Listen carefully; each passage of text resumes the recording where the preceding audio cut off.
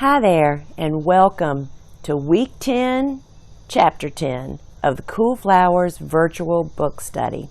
My name is Lisa, and I'm the author of the book, Cool Flowers. And I have so enjoyed going through the book, connecting the dots on how you can bring this great group of flowers into your garden regardless of where you live, whether you are in the Deep South, the Mid-Atlantic like I am, or further up north. We've just really gone through and hopefully reviewed the whole method to be able to do that.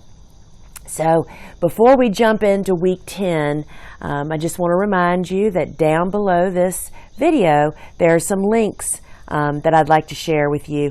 One is a comments link. And that's a place where you can post your questions, your experiences, and just general comments about Cool Flowers, about the Cool Flower lineup of flowers. And I will share with you that we're going to do another bonus video. And we're going to go through the entire study and pick out those questions that we just see over and over again and review them for one last time. So now is your chance to do that. So please go in there and post them, and then next week we will be posting the review video, which brings me to you need to sign up to get the email dropped in your box every week as soon as the link goes live. So check that out down below. And of course, if you don't already have your copy of Cool Flowers, there's a list of vendors down where you can choose who to purchase your copy from. So it's great to be back here with you. And now let's just dive in to Chapter 10, which is Getting the Most and Letting Go. And I just want to read to you. This really sums me up in a paragraph. I'm reading from page 127, which is in Chapter 10. Living in one season while planning and planting for the next. That sums up my gardening life. What this means is that at the same time as I am consumed by the spring blooming hardy annual garden, harvesting and tending, I am also planning and planting my summer garden. I'm living in the heat of summer loving zinnias and sunflowers, and I'm working on the fall and next spring garden. This rhythm is what holds my interest and brings me hope. If I have a flop for whatever reason, operator error commonly, weather, or a life catastrophic, my hope lies in the next season that is just around the corner. This is the secret to my chronic optimism. It has made me a better gardener and a successful farmer. So I guess the message that I really want to say to you is you don't just rush out to your garden and plant flowers and think it's going to be, unicorns for the rest of the growing season. You have to, it's the long haul. So you have to do a little bit all the time. And part of that is planning and planting. And I just love the planting part. When I'm out in the garden weeding, harvesting, doing whatever I'm doing, my mind is always thinking, oh my, I should do this next year or that next year, or next season, or for the next season of this year, because we have spring, we have summer, and we have fall. All of those times are possible for gardening, for planting, and for blooming. And so you just need to really kind of train your mind to follow those seasons. So first about getting the most out of your garden, there is no more popular time in the garden than spring. You've been held up in a house all winter, snow, freezing rain, ice, and dark, short days. So spring is the time that we literally all spring out into the garden. So we tend to do more out in the garden in spring than any other time of the year. Not just because the temperatures might be cooler, but because we are so ready to do it. So there's a great list in Cool Flowers of all the chores that you should kind of be having on your checklist to tend to, which really set you up for a great spring and take you right in to summer. So this tending and cultivating is what really nurtures us and makes us want to do it over and over again.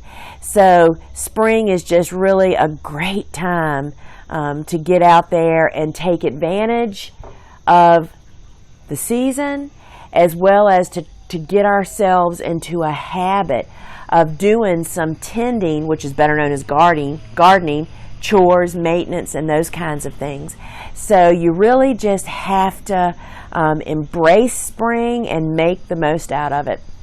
And then as spring moves along, it starts moving into summer. And back to my claim of how while I am loving spring, we're starting seeds for summer. We're starting to plant for summer.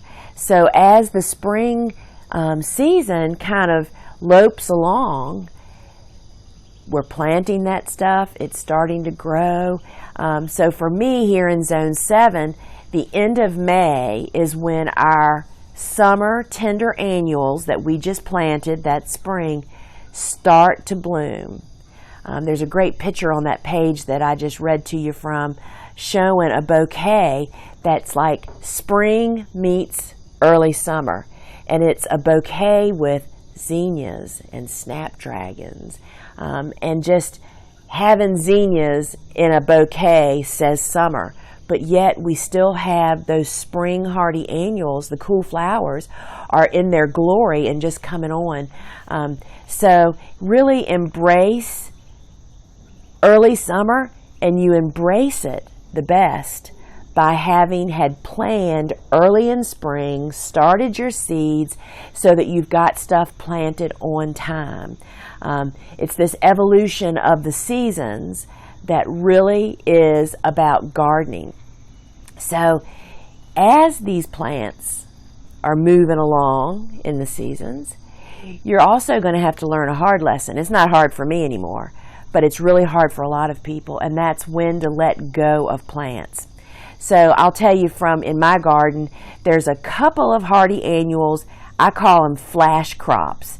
They come on hard. They tend to bloom almost all at one time. They last for a couple of weeks, and it's a great couple of weeks. But then they're over.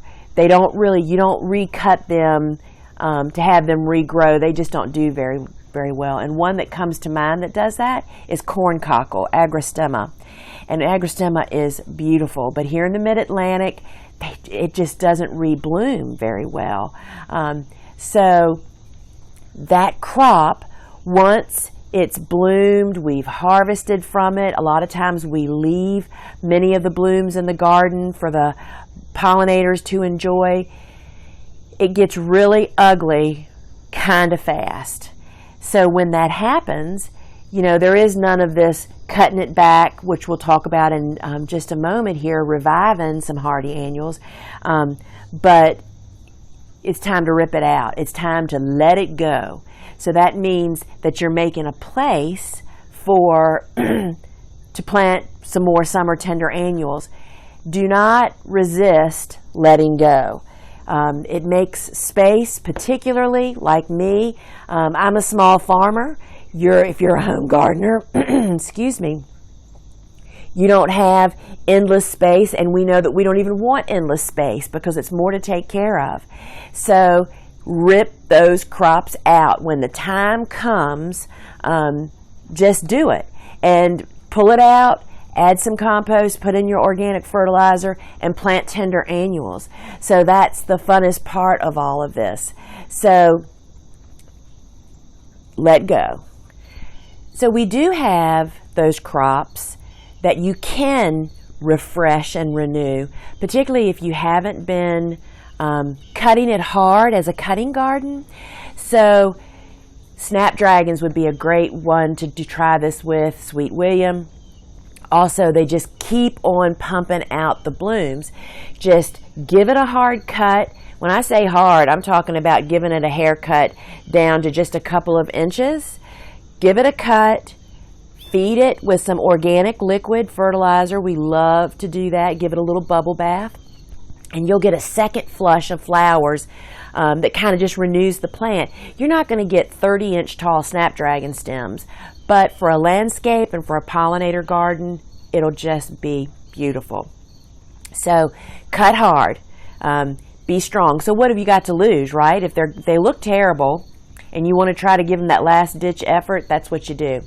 So another thing that I haven't talked about throughout Cool Flowers that's included in Chapter 10 is how you can have hardy annuals blooming in the fall.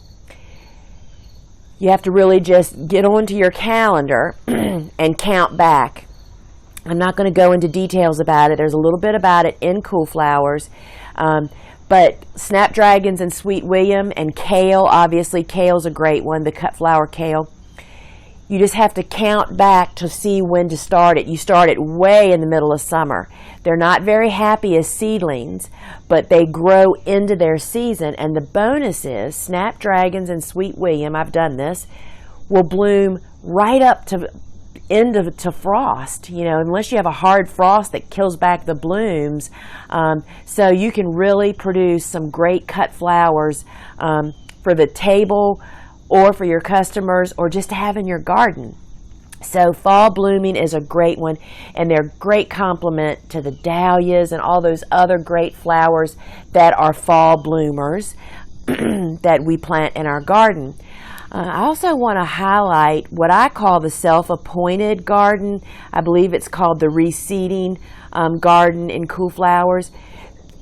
Really take a minute to read that, particularly if you are a home gardener, how you can kind of tend to plant those flowers that reseed in one area of your garden and how you can manage those to your benefit. There is nothing better than going out in fall and rooting around in that little area and finding Bupleurum and Ami Magus and Bells of Ireland and Black-Eyed Susans and poppies that have all replanted themselves, right? So this is the time when you learn, hey, that seed just germinated. This is the natural time for that to happen. I need to mark my calendar. That's when I should sow seeds in my garden, in addition to the fact that you have free flowers. And they tend to really plant themselves in a beautiful way.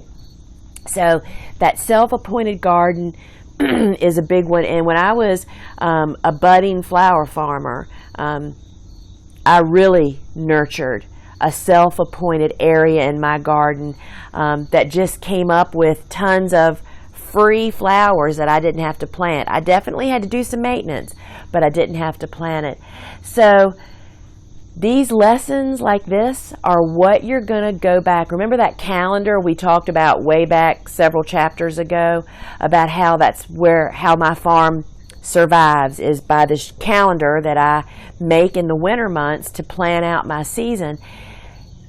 That is the place that I go and write down, hey, maybe I should direct sow my seeds on this week of September. These little lessons that you learn along the way. Write everything in one place. I am the worst. Just today, I discovered 2 notebooks for the same thing. Write everything in the same place. That's the way you can benefit from it a year from now, right? And I tell you something that a lesson learned that I wrote on the calendar is how important it is to sow seeds in the garden in a straight line, because you have to hoe them. And when you try to hoe a line of seeds that are like this, you want to pull your hair out. Lesson learned. I write that on the week next year that I'm going to be planting seeds, to remember to mark my lines to make them straight. And so most importantly, keep at it. If you don't have success, just keep after it. I had 3 crops to be a huge success the first year I did this. Well, I didn't tell you about the 5 that I totally bombed on, which I now grow great. It's all a learning process. So just really keep at it. Keep at it, keep at it. Chronic optimism is the only thing that keeps a gardener going. So finally, if I was a flower farmer, you can count on that I would be figuring out how to grow some of these hardy annual crops that'll bloom into cold nights and still warm days, that'll be beautiful right up until that first hard frost comes. Great cash crop. I mean, snapdragons and sweet William are always in demand with our commercial customers, and fall is when everybody's partying, so you need as many flowers as you can.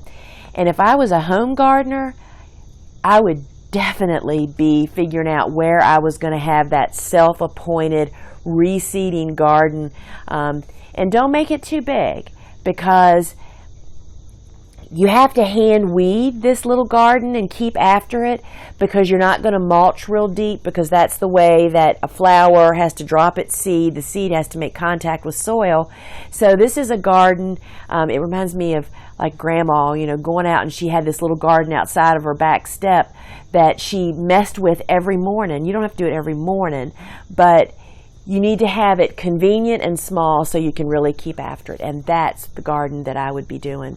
So I want to thank you for joining us for this book study, and I hope you've enjoyed it.